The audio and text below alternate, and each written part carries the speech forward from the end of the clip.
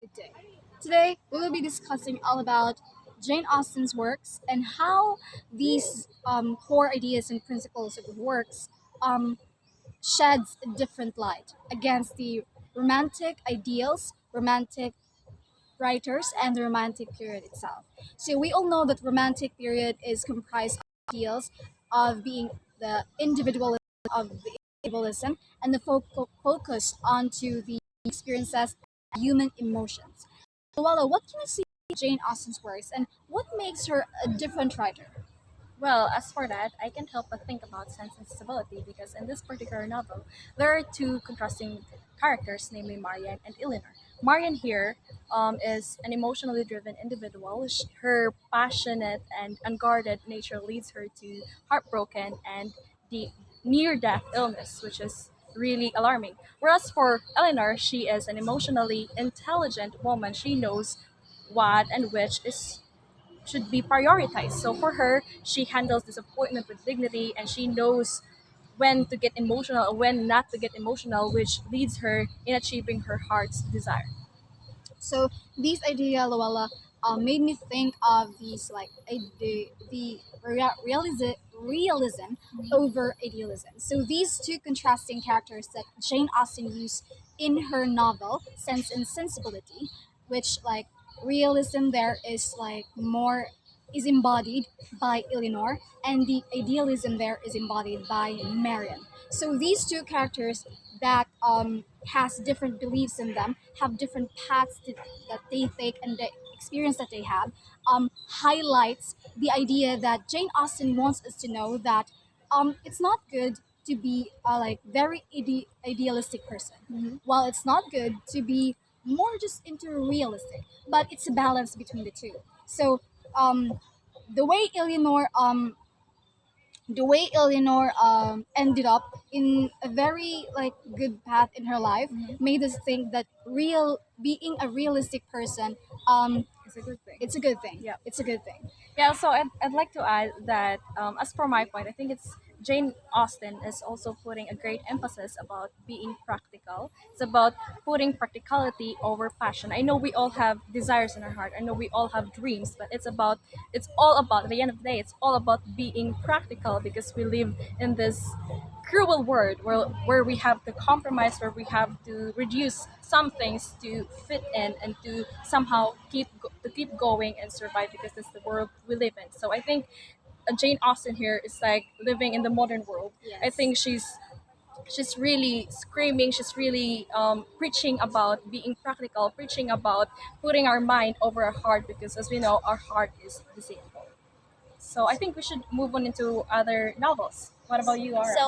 On the other hand, the novel Persuasion by Jane Austen reflects the societal factors in the family wherein Anne Elliot is, even though she really loved Captain Wentworth, she decided not to marry Wentworth because Captain was very poor and her family doesn't want her to be married by a guy who is very poor. And then 8 years later, Captain Wentworth came back with a lot of money and he's now wealthy.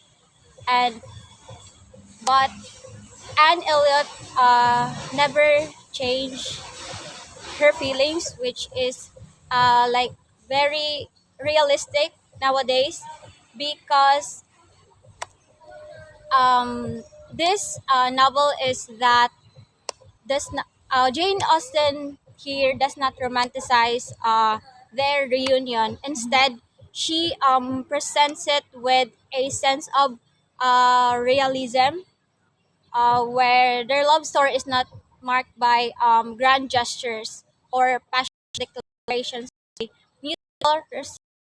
by mutual respect, understanding, and shared experiences.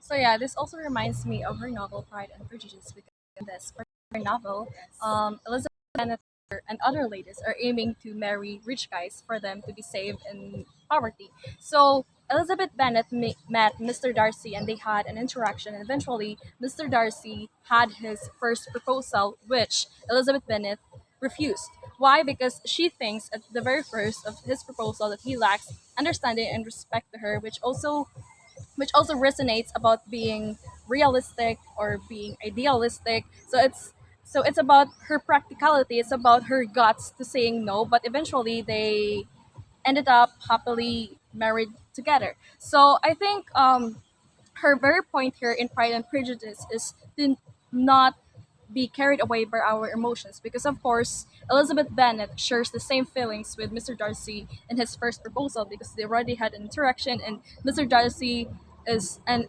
ideal man for her, but she did not really went into it, but instead she examined. I think it's important for us also as ladies. So when you have a suitor or a guy pursuing you, it's important to, of course, examine it first. It's important to not really romanticize everything, to not really think about flowers and chocolates, but also focus in his character as a person.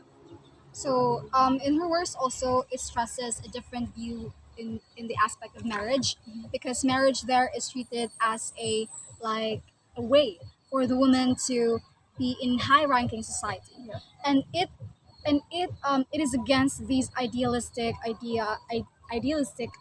views of love or like marriage in romantic period, because we all know that romantic period is like you're marrying because you love somebody else, you're marrying because you both have feelings for Feelings each for each other. other. But in this picture we are seeing realistic women. So they are not in the high society. That's the thing they know, that's the reality that they face. So the thing that they do is find or search for a rich man to marry, so that they can lead from this poverty. They are being practical. Yes, and that Yes. with being practical comes with being, I think, realistic. You know what you have to do, so you have to do it, and not being driven by idealistic views of love and stuff like that. I think it's something empowering. However, it's important to point out that I think Jane Austen is not heavily stressing that we should eliminate our heart desires, Yes, eliminate yes, being fair. idealistic, because to be idealistic is to maximize your imagination, which is a good thing, which is a good exercise, a good way to escape reality. That's why in romantic period, fiction were popularized because they want to be entertained, they want to Yes. escape reality, they want to relieve their stress like we do today. But So What Jane Austen did, she doesn't really escape from reality. yeah. She delve onto it and give us a little bit of comparison with being idealistic, with being realistic, and how these two different aspects lead a person towards her life. Like what will happen to this person if like she is driven by her idealistic beliefs, and what will happen to this person if she is more onto realistic. So she is giving us the readers, she is giving us these pictures that will happen to us if we stick to this and if we do this or do that. But in conclusion, I think it's about balancing these two. Yes, indeed. So I think it's about balancing your emotions, balancing knowing the right thing, when and where you should be practical, when and where you should be idealistic. Yes. So I know we are all idealistic. You're idealistic, right, Ara? Right, Yes. Sonneth? So we're all idealistic and realistic at the same time. So it's about balancing these two and not letting the weight these two escape, not letting the weight of these two not be balanced. So I think it's all about balancing these two and making sure that you're in the right path. So these are the anti-romantic principles of Jane Austen that we found out In her in works. her works. That serve as an evidence that she is indeed a anti-romantic. So that's all. Thank you. Thank you.